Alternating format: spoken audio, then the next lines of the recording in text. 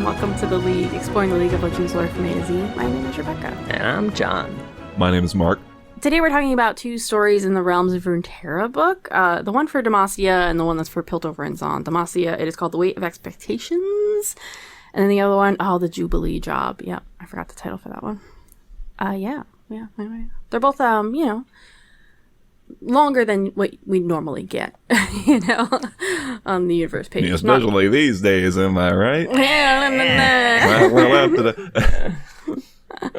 yeah. I was saying to John before we were recording that, I generally am pretty excited to talk about Realms of Runeterra stories because they're a little, like you said, they're a little longer and they're a little bit. There's a little bit more going on. When sometimes they tend to be pretty good. Yeah. So I was kind of excited to read and talk about these. They feel more polished. Yeah. I guess I would say, which makes sense. They wanting to print it and whatnot. So yeah, they put ink to paper on them shits. So. They're like, this is gonna live in the world forever. One day, all the computers will betray us, and we won't have that information anymore. But the printed word will live on. What Realms of Runeterra? We'll know all about whatever. Yeah, this will be the new Bible in 1,000 years. Great.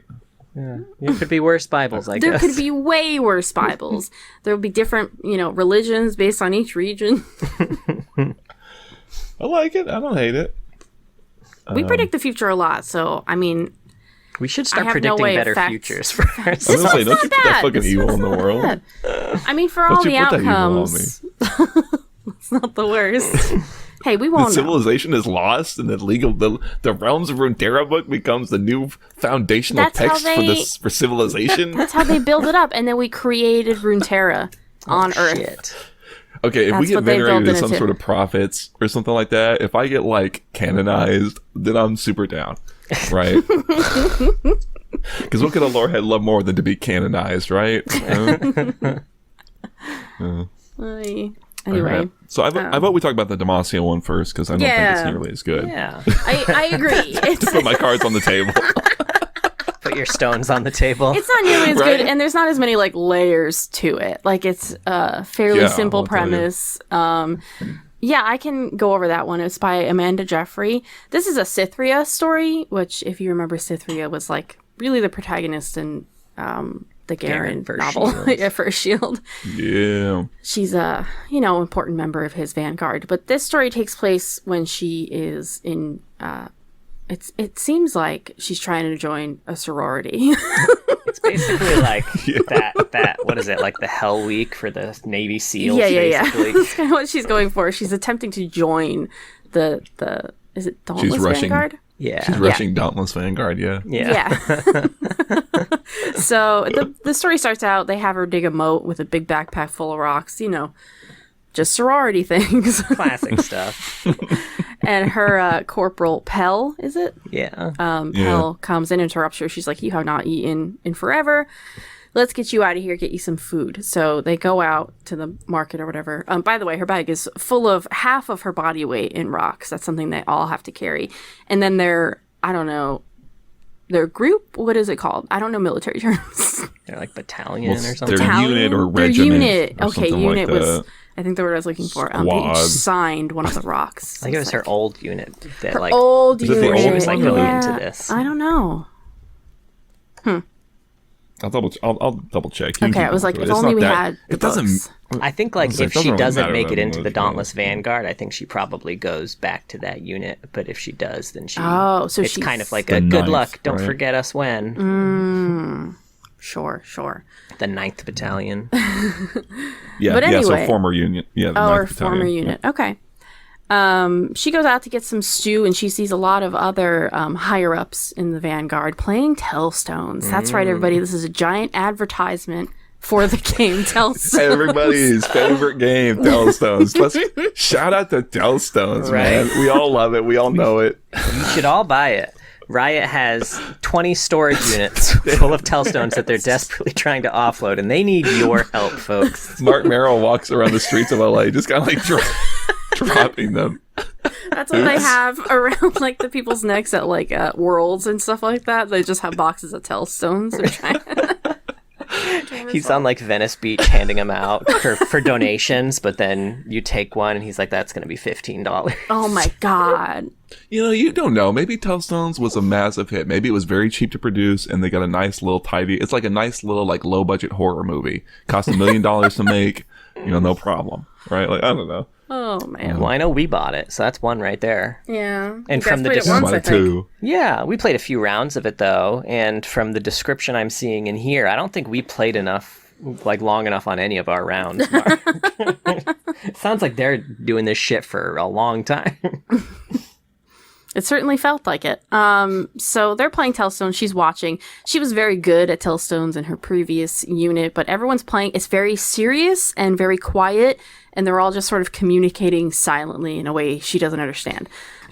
So after she's done with her stew, Pell throws her at a table with Merrick, right? Is that his name? Mm-hmm. Who's he's basically Garen's right-hand man, is how they describe him. He was in the first Shield, right? I think so. The name... I'm sure he was. Yeah. So Cythria has to compete against him. He kind of starts her off by teaching her how they're communicating with their eyes, kind of seeing everything out of the corner of their eye while they're staring at each other.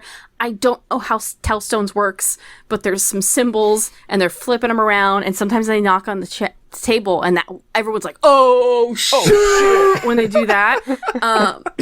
Yeah. It was like watching Queen's Gambit, where I was like, I'm emotionally invested, but I don't know what the fuck is happening because I also don't know how to play chess. Yeah. Yeah. I mean, I played Tellstones, and I kind of remember some of the rules. Yeah. Yeah, I think like at its base level, from what I can remember, right? Like you've got the pieces, they all, they're all unique, and you can, on your turn, either look at one of the pieces to verify that you know its position. You can swap the positions of pieces, or there was a third action too. Oh, because I think you can add pieces, right? At least I don't think we actually did that, Mark. I feel like we started with all of them. I don't know if we just did that wrong or whether I'm misremembering, but maybe we thought it'd be faster. I don't remember. Right. I was very bad at Tellstones. Was the thing I found. So I choose not to play it because I'm shit at it. But then you can smack the table and be like, I don't think that you remember where all the pieces are. Yeah, or I know where all the pieces are, or something like that. So it's kind of like, yeah. I mean, I think what I would say is that you shouldn't have to know anything about how Tellstones works for it to be functional within the story. And I think that would be something I would say. I think it probably was, because the way you're describing it, I was like, okay, maybe I was following this a little bit better than I realized. It's a very simple premise, right? It is, yeah, but it's not like anything I've ever heard of in a game like that, except like a child's game where there's like pictures of monkeys and trucks and shit, and they're flipping them over. They very much want to position this game like it's the chess of Runeterra, and it's just not. Yeah. No, that it's memory. It did not feel like chess to me. It felt like playing craps or something. Well, it's like, I mean, I just think that it's funny because it gets kind of bogged down trying to explain. That's the thing where it does feel like an ad. Where it's like, here's all the pieces, and here's me figuring out all the moves. It's like, we don't care about the moves. You're never going to actually explain how to play Tellstones playing this, right? Because, like, I mean, I think it seems like that was your experience, Rebecca. So why not just have it, like, just give us a very quick understanding that it's a game about kind of memory and things like that, and then it's about the people playing, right? It's not about the game. You know what I'm saying? Yeah, because that's what they are trying to get across here, is, I guess, just her learning about the seriousness. I don't know. Learning, like, the importance, I guess, of nonverbal communication when you're in, like, a tight-knit unit, I guess. I guess. I mean, that's, like, the functional... Yeah. It's, like, a functional part of the lesson, I suppose. It's more like because she keeps thinking, like, oh, this is all test, right? I don't know, do you want to like finish the actual summary? I know I keep jumping I don't know if I had anything else in the summary. About the conclusion, the exciting conclusion of the match. Sure, she didn't win. She almost won. Man. I mean, everyone almost wins in a two-player game. Oh, you get second place if you lose. You know what I mean. She almost got them all right. She was one tile off. That's true. It's a fair point. That is how it concludes, right? I don't know. Okay, so Okay, so here's something I would throw out there, I guess, like, to jump in, would be that, like, I don't think... It seems to me that Cythria is of the belief that if she loses this Tellstones game, she is not going to make it into the Dauntless Vanguard, right? She's really stressed out about it. Yeah. And I'm like, as a reader, I know they're not going to not let her in if she loses this Tellstones game. So it's like, what she's feeling, I don't feel, and it feels like dramatic irony the whole time I watch. Like, she loses, and she's like, oh, she's thinking of all the names on all the rocks, and like, oh, all these people I disappointed. It's like, what? Like, they're not gonna not say no, right? Oh, you didn't get what? Like, what are you upset about? You didn't beat me at Tellstones. Especially because the person she's playing against, like, knows that she is 3-time champion of her groups, like, 3-time Tellstone champion of the 9th Battalion. Like, they know she's really good at Tellstone. So, like... Obviously, if she can't make it, nobody else would. Because she beat everybody else. So, yeah, right? It's like... And that's really the whole story. Like you said, she's playing this game of Tellstones, and it's about her, I guess, getting used to this... I don't know. That's the thing, is it does feel kind of like, like, what's Cythria learning, really? I know. It all feels like a huge stretch to me. Yeah. What I would say, if I was going to throw out tweaks from this just right away, is that we see a bit where she sees other people playing, and she kind of makes there's I guess a bit where she sees other people playing, and one of the players makes sort of like this is the move. Either you know it or you don't. And the other person just kind of like surrenders. They resign, right? And then later on, she refers to it as like, oh, I saw that person who resigned, gave up. And the sergeant has Pell come in and correct it that, like, no, he didn't give up. He's showing personal growth, and that normally he's a very stubborn player and will kind of play it out to the meaty, gritty end. And here was like actually a victory in that he chose to like resign early. Does that make sense? Yeah. Right? Yeah. Which, again, makes a lot of sense in chess. I don't feel like it makes as much sense in Tellstone. Because literally he could have... That was the final move. Just guess. I think. Checkmate. You know what? I resign. Yeah, right? Exactly. Oh my God. You know what? This is a personal growth because they flipped the board. If they had said that, I would have laughed and thought that would have been cute. That would have been no, that was a victory because he didn't throw the pieces everywhere. Right? I was like, okay, sure, right? I guess what I was going to say is, like, what if she had been watching other candidates playing Tellstones, and one of them played a game that seemed perfectly competent and etc., and there was no obvious faults, and they like were not accepted in the Vanguard, and then and she has to learn something while she's playing about, okay, this was what happened when that person was playing. They were playing, I don't know, too defensively or selfishly or something like that, right? Like, yeah. Oh, they weren't listening to their allies who were trying to kind of sneak them hints, because they make mention of that too, that a crowd is gathered and some of the people are kind of sneak hints to her and like fuck with the guy, the sergeant Merrick or whatever. I like that. Yeah, so I don't know, like, as an example, an idea. We don't have to do that, right? No, I like that. That would have been better, I think, for sure. I had a few random notes. I love it. When she was digging her ditches, Pell came by and said, Durand couldn't do better, and like, I'm gonna need Pell to put a little bit more respect on my man Durand's name. I remember making a lot of Duran jokes, but I don't remember who Durand is. He made Galio. Yeah, he made Galio and all those idols. All right. I think Duran could have dug a better Maybe she's being moat. sarcastic. Yeah. Maybe she's just It's like a... But I don't know. Maybe she's genuinely impressed. Cythria digs a good ditch, man. Yeah, she loved that ditch. Digs a good latrine or whatever. I think it was a moat. I don't know. They're like making like palisades or like not palisades. They make some sort of earthworks, something like that. I don't know. Whatever. Doesn't seem to matter. Everyone's just chilling, playing board games all the time. This doesn't seem like a very serious situation. Now, we do see a little preview of her paranoia here, too, where she walks into the mess hall, and there's delicious stew there. And I think Pell was like, hey, over here. And she said, how could she prevail in battle as a vanguard if stew could threaten her focus? So I feel like she's really up in her feelings this whole fucking time. A lot. And also, I can relate. Luckily, your enemy's not going to tempt you with stew, in my experience, on the battlefield. It's very hot, though. Really hot stew. Little stew bomb. No one throws away good stew as a weapon. Hey, I mean, it worked on Sejuani, man. She tempted my stew like a motherfucker. Like,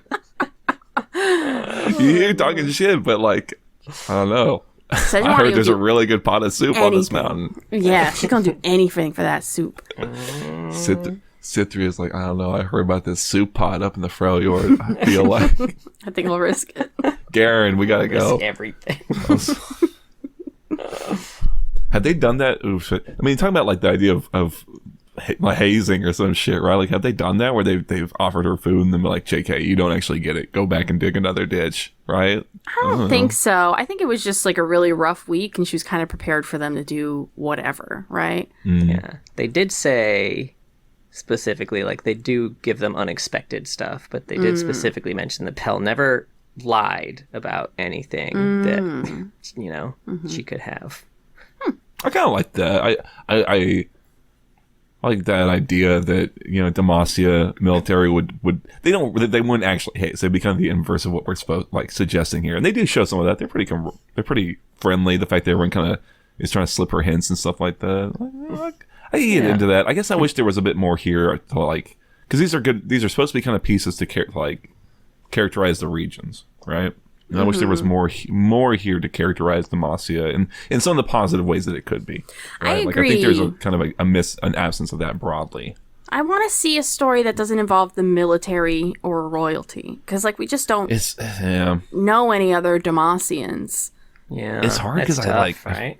Yeah, they're so military. I know, but you know, here's what I would say is that I think that's a great point in that what Demacia. This is just a side tangent, but since we're talking about it, I feel like Demacia should be a place where like everyone has a really, really strong social safety net, you know, more so than any other place, right? And I think that so then picking up the perspective of someone who is like just like a very common folk person who would flounder in almost any other place, like is kept safe and healthy and things like that, and they're kept by their neighbors in this place specifically. Does that make sense? Yeah, like I can't think of other regions that would fit that, and that's.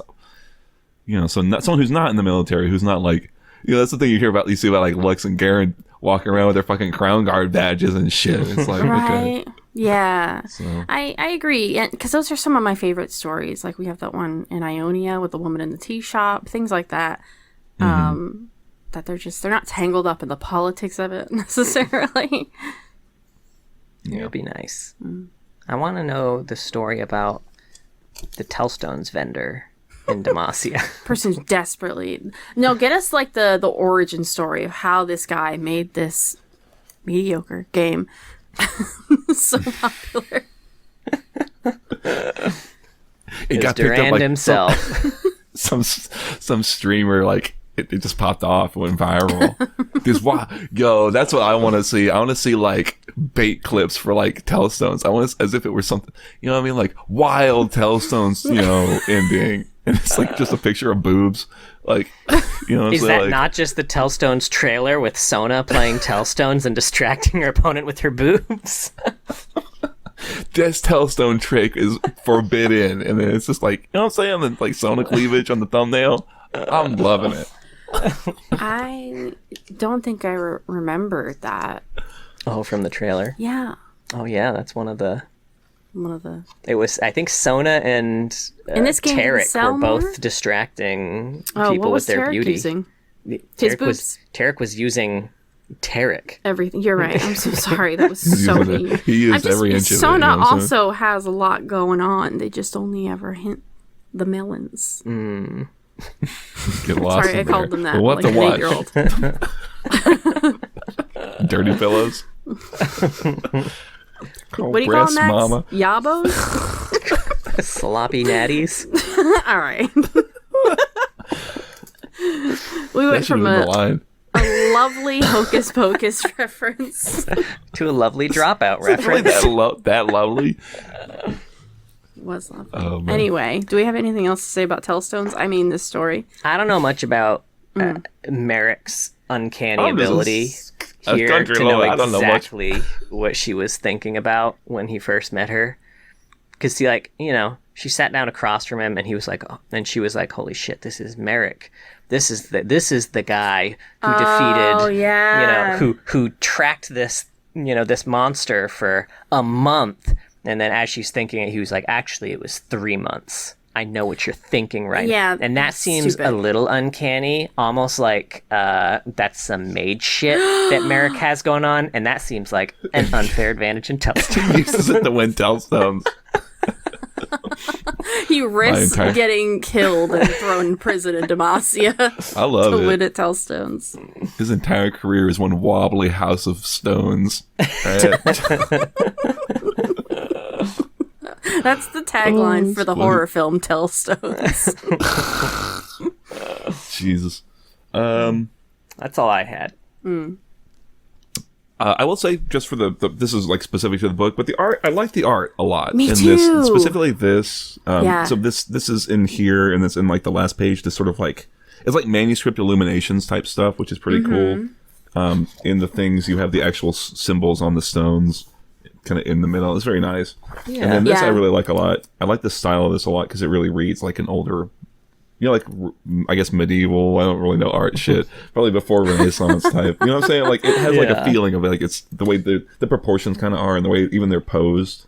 You know, I don't know, I like it. And you know what else I like is, I don't know if you can see, but there's the Minotaur from First Shield. He's in there. Named him. And I like that. You know what's funny is there's a lot of Minotaur talk in these two. Well, you know what? Ironically, there's no Minotaur talk in this, but there's Minotaur talk in the next one. So. Funny that. Anyway, so I wanted to call that out. That is a really nice thing for the actual like book part of it. I know. I wanted to cut it up. I've been doing a lot of scrapbooking. I guess you're welcome to. Please don't do it to mine, but No, I wouldn't. I will say, just in general, I feel like in my head. Sorry. No, I was going to wait for you to finish. Oh, okay. Thanks. In my head, the book, this was like a storybook, right? Like, this was telling stories about Runeterra.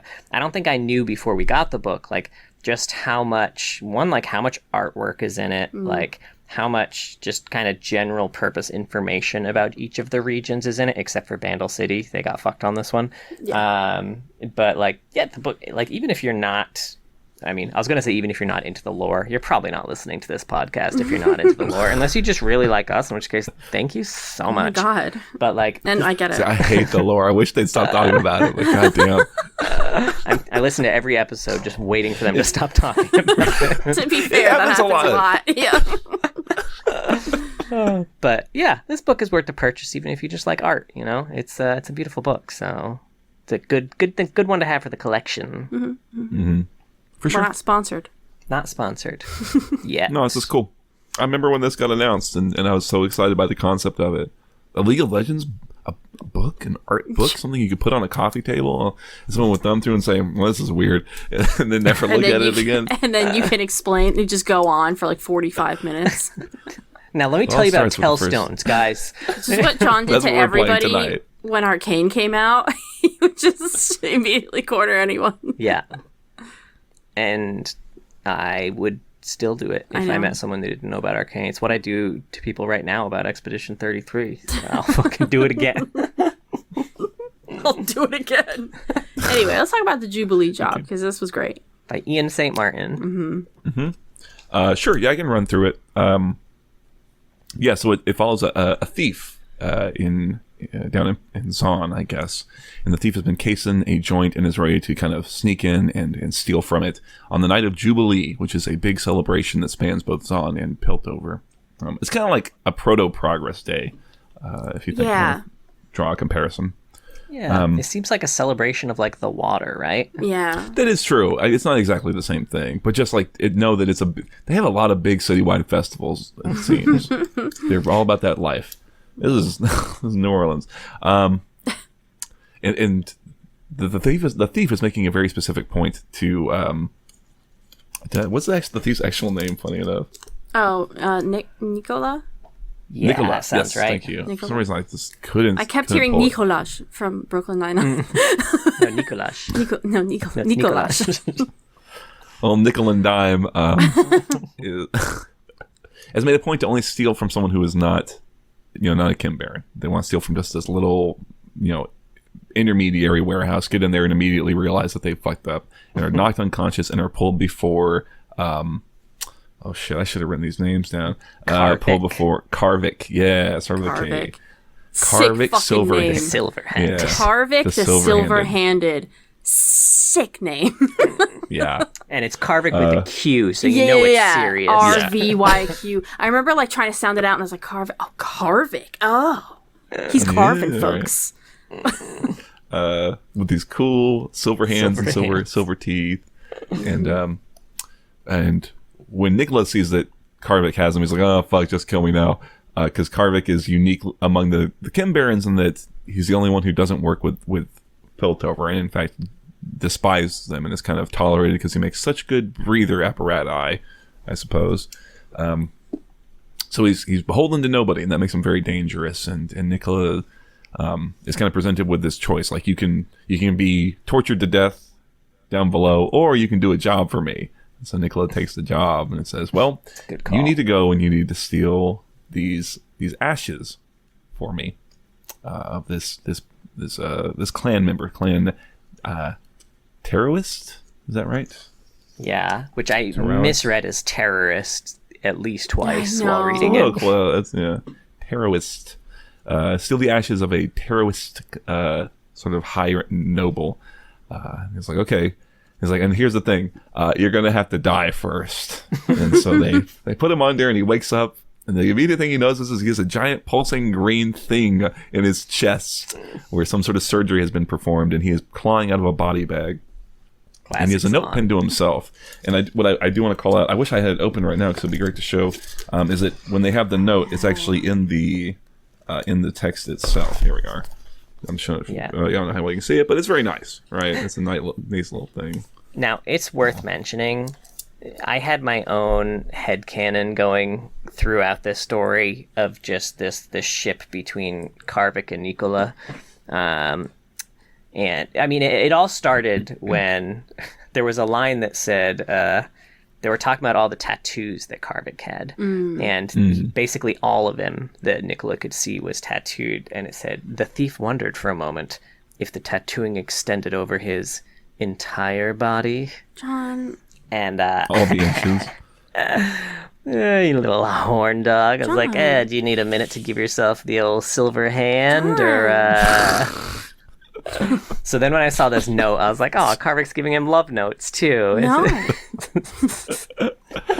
It kind of is a love note. I mean, John's just so ready to ship like anyone. What? There's only people that really, really just the chemistry is. Chemistry. I mean, he's. How many people do you know that are so capable of stealing someone's heart as this man did? He's loving himself over there. He's basting in his own juices right now. He is. His eyes are glistening. And I smell the juices. No, what you smell is that buzzball coming off his breath. I did finish a buzzball. It was a chocolate flavored one called Chalk Teas, just so you all know. If that's what primed him. Anyway, can we move on? Sure. I'm sorry. No, it's not your fault, Mark. The note's important. The note's important because what the note says is that, well, the way we're going to get you to do the job, this is very Escape from LA or Escape from New York, I guess the better one, is that they put a false heart inside him, and it will turn off at midnight, essentially. So you got to get the job done, or else I'll turn it off. And as he's kind of wondering what time it is, I think it rings out. It's 7:00. So he's got the rest of the evening to get it done. And when he's trying to figure out, like, well, how am I going to figure out what to do? Where am I? He realizes the other thing they've done is they've tattooed all over his arms, like the layouts of the building and shit like that. It's so good. It's like a saw trap. Yeah. Because it takes him a minute to even realize something's wrong. He can just feel that, he describes it as like birds stuck inside a too small cage, kind of fluttering in his chest. And he kind of starts to feel around it. And like you said, he doesn't realize the tattoos until he's like looking at the note or something and he sees his hands. Yeah. I do like the dawning kind of horror because he doesn't look first. He's like touching his chest and he feels the scar first and then like the metal. Oh. Yeah, like the sutures, like they sound like wire sutures and shit. It's like, So anyway, so he starts kind of sneaking his way through, sort of formulating a plan. He beguiles some people. He kind of sneaks around others. He makes his way into a supply room and he gets some supplies, and he makes his way over to like in the vents above the crematorium where they're doing their little, funerary ritual. There's about like 6 of them there. This clan terrorist, and he's looking at the woman who is being cremated, and he's like, oh wow, she is strikingly beautiful, like even in death, she's just, when her name was, it's like Evangeline or something like Aurelia Aurelie, I think. Aurelie. That sounds like how such a beautiful name it is. How it was spelled. Aurelie, we'll say. Aurelie and the laser eyes. Aurelie, yeah. He kind of sneaks down into it, and she's cremated, and after she is cremated, they put her inside, not just an urn, because he just kind of got what he thought was sort of like, I'll just swap the urns, right? I'll get this and I'll swap them at some point. They put her inside, yeah, it's just a shitty little clay pot. It's a flash pot or whatever. They put her inside this hex tech. They put her inside a loot box. I'm just gonna say it, okay? My man needs to be honorable. He gets some key fragments. He be set. They put her inside a hex tech contraption, and he's like, "Well, this plan's out. The only thing I have left is this big bottle of accelerant that I found in the other room, and it's going to cause a big noise. And it's going to be just like we're gonna go." And he throws it, and it causes a big fireball, and there's confusion. And he snatches the hex tech chest, and he's running out, and he kind of almost gets out, and then he's kind of caught. And he sort of wakes up, and I think it was cool how he got caught too. Like he good. He left a building. Yes. He's been in a building this entire time, and he left it, and he sees the sun for the first time in his life. Yeah, and it's like blinding because he's never seen the sun before. Like he can't. Yeah, he's just fucking stun locked. Because he grew up in the sump. Like he really is the bottom of Zaun his whole life. Yeah, there's a number of details like that where he's looking at the maps and he's saying that, well, there's no sunken tunnels. None of the tunnels, and that sucks for him because you can hide in those, but you can't hear because all the tunnels are in working order, right? Or like the air is so clean. It's like I could run forever. The air is so clean here, right? Yeah. It feels, it's sweet. Those are great. So he's waking up and he's in like the horseless carriage of one high-to-do hex tech, Piltover noble of Clan Terrorist, whose name I certainly do not remember, but it doesn't really matter. I just wrote him down as Silverbeard because it mentioned he had a silver beard, which is way less intimidating than silver hands in my experience. Yeah, I like that. Silverbeard is like, well, I'm taking you to the torture shop. He's like, great. Torture by death in Zaun, torture by death in Piltover. Jesus Christ. He's like, but you could just tell me now, like, what you're doing. Why are you stealing this? This isn't worth money. What are you doing? You're working for somebody. I think it just sort of infers that it is indeed Silver Hands. It's the silver-handed Nicola. I can't help but sort of react. Nicola, sorry, I can't help but react. Yeah, because it was like, you mentioned like, oh, this isn't worth anything. This is personal. There's only one person who would send someone up here to steal something so worthless. Yeah. And then while it's going on, he kind of reveals that he has a little bit more of that accelerant on him, and there's a fireplace inside this carriage. Hubris. Inside this Model T, and he throws it in there, and it just kind of shoots him out like Looney Tunes with soot all over his face. The box falls onto his lap. Little stars pop up over everybody's heads. Everybody else is fine in the carriage. They're like, guards after. Jesus, what is that? Guards after him. But he's in a big crowd. They're having their big Jubilee celebration, so he's able to kind of get lost in the crowd. He's running off, and he makes it to the Rising Hell. And as he's running towards the Rising Hell, he stops at a fountain at one point to kind of get his bearings because he doesn't have maps for where he's at. He's never been in Piltover. He looks up at the statue at the center of the fountain, and there is some sort of Piltover like spy master enforcer. She's described as like an angel made of knives. Yeah, that sounds cool as hell. Where's this champion at? Right. Yeah, she reads hard like a champion. Or like these kind of wings fashioned from these golden knives, and these sort of like electrified two coming out of her wrists. And she's chasing him. He makes it down to the rising howl, and she kind of watches him descend, and he sneaks off into a pipe. And as he's trying to get back down towards the sump, because it's 11 bells, he's only got his time's running out. He runs into these Zaun gangers, and he realizes, oh, I'm still dressed like a Piltover, and I'm carrying my Hextech chest. This is dumb. I'm gonna die. This is stupid. And as they're threatening him, an enforcer for the silver-handed Karvik shows up. This is the one who looks like a minotaur, they say. He's got like a crafted minotaur bull-like helmet, and then sort of the suggested horns of pipes. And he just murders the shit out of people. Any story where people's faces are sloughing off, the word human accordion gets used. It's pretty good. Yeah, we can't get through a single Zaun story without someone's skin sloughing off. Yeah. I think happens a lot. I think the poor kid throws up at some point. Twice. Poor guy. Yeah. Nicola. Yeah. Yeah. It's so severe that he actually kind of has a little sympathy for the people who are about to stab him and rob him. Because it's like, I mean, I'm not really any different from these people. I just didn't get squished, luckily, this time. It's weird, too, because, like, I mean, the Minotaur one is the guy who knocked him out in the first place, I think, like, when and it seemed like that is a memorable visage, I would assume, right? Like, Minotaur, and Silverhands himself has, like, a hell of a reputation in Zaun. Like, it seems like everyone probably fucking knows Silverhands. You have to know Silverhands' Minotaur bodyguard, right? Like, I'm surprised that agree. These, like, gangers were like, yeah, I'm gonna fight that guy. Yeah, I agree. It talks about just how completely outclassed they are. They just don't pose a threat. It's like he's squishing bugs. Yeah. Christ. Anyway, Nicola runs to Silverhand's apartment. It's his hideout. His apartment for their love tryst. It is described as fatally opulent when he first gets there, which I thought was a great descriptor for it.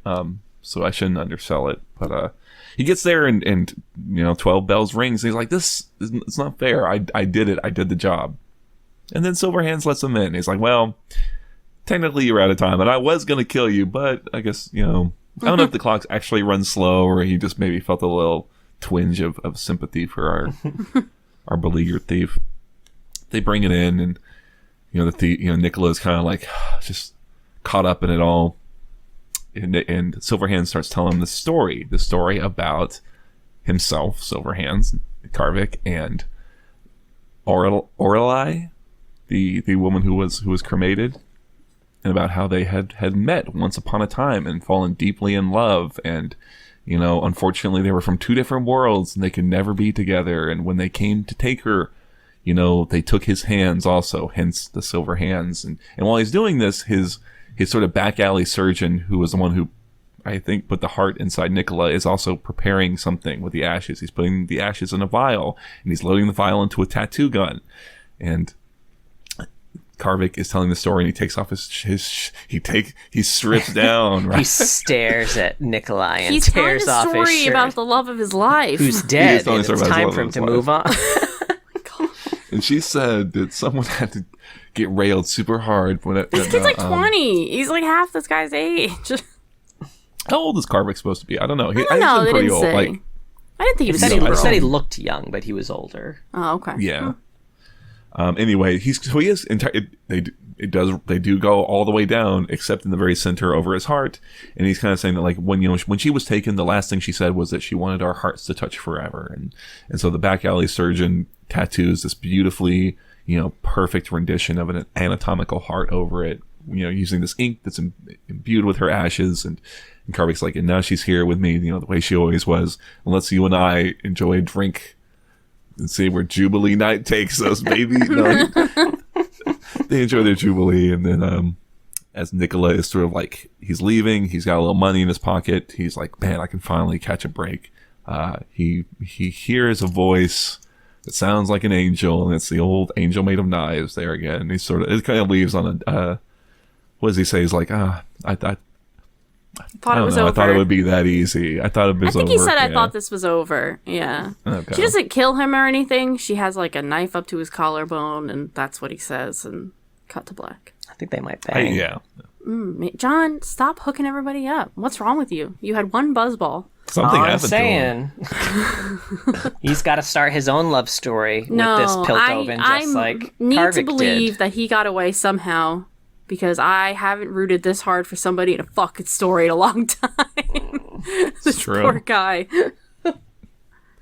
Yeah, it's a real shit. Like I really like this story a lot. It's very gripping. It's very like at every turn something happens. It makes me want to just read more. What's going to happen next?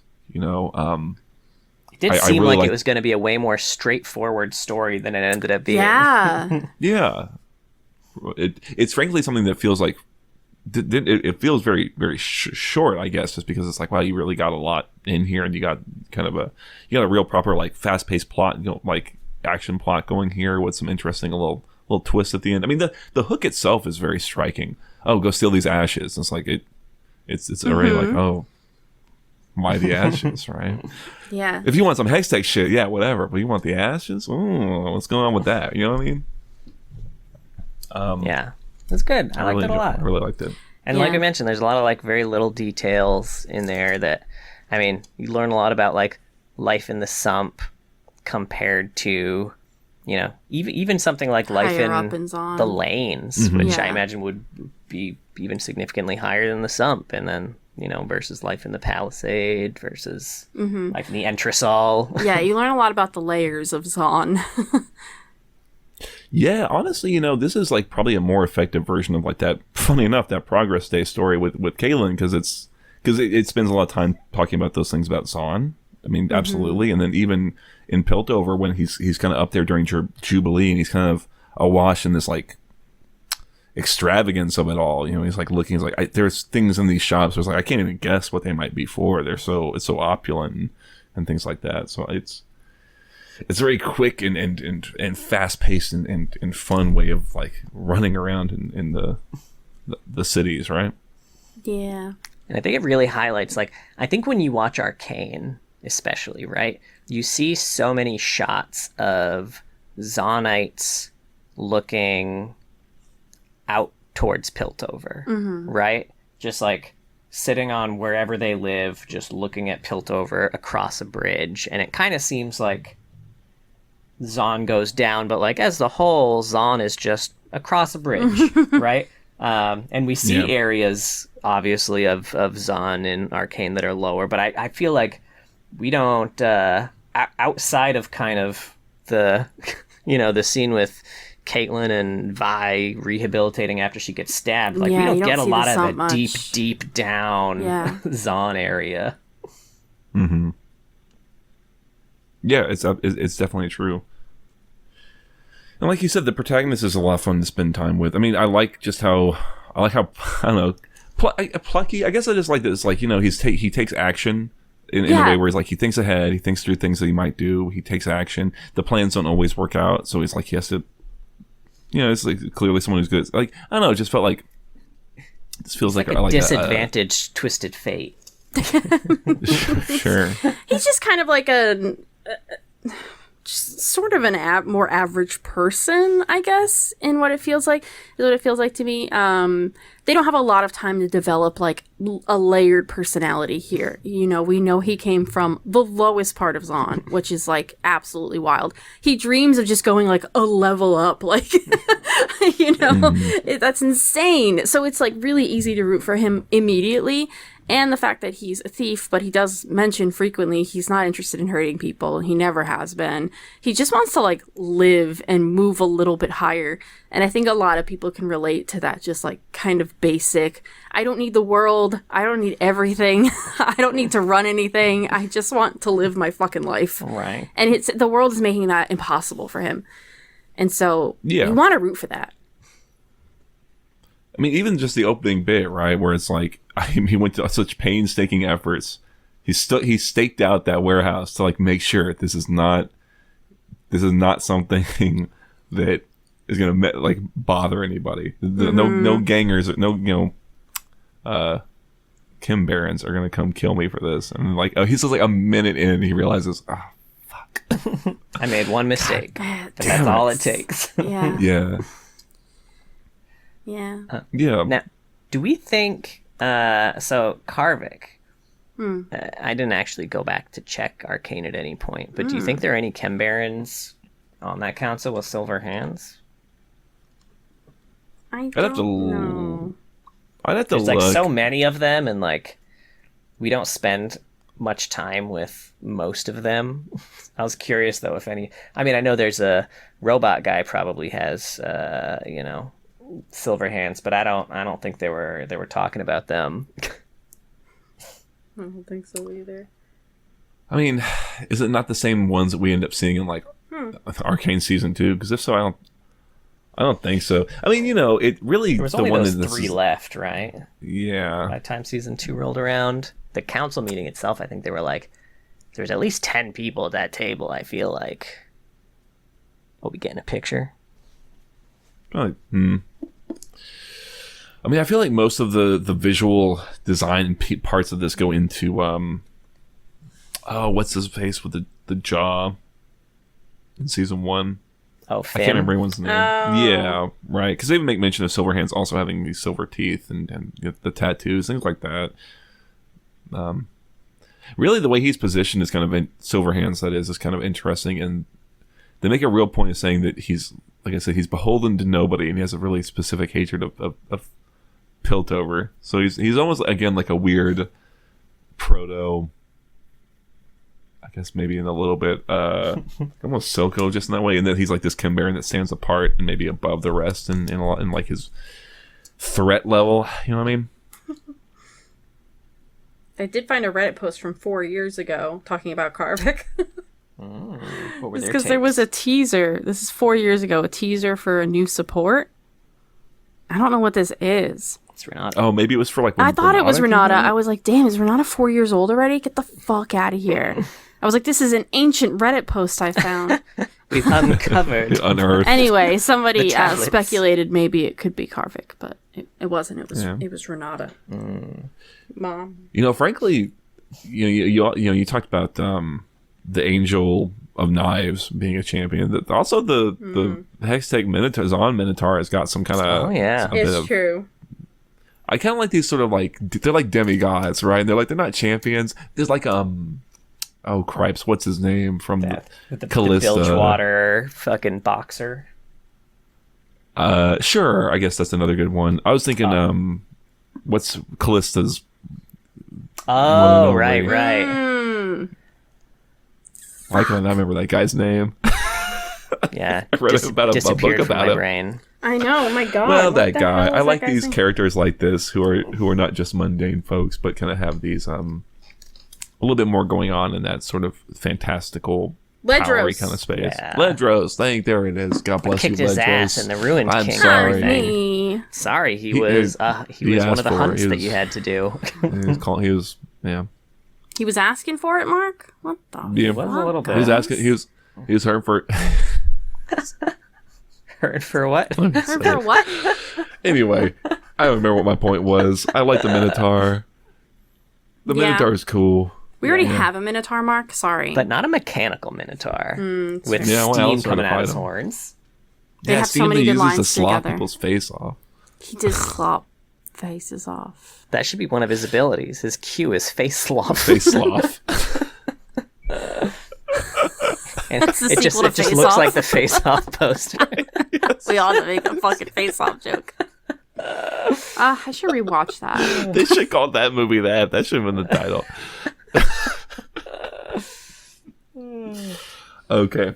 I saw that movie when I was a kid because I walked in on my mom watching it, and she seemed freaked out. And she's like, "It's called Face Off. I didn't think they would be taking faces off, though."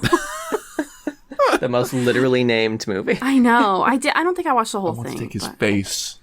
They took the face off, though. Like, literally. She wasn't a fan of that. I want to take his face off. I want to take his face off.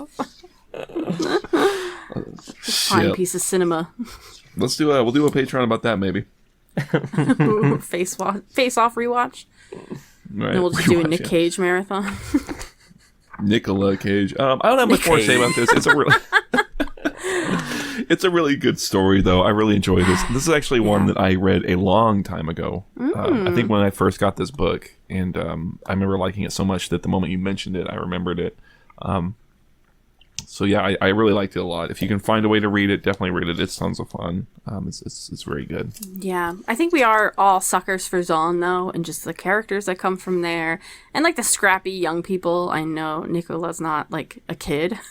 He's still young. He's a kid to me. He's 19, but it's a compelling environment.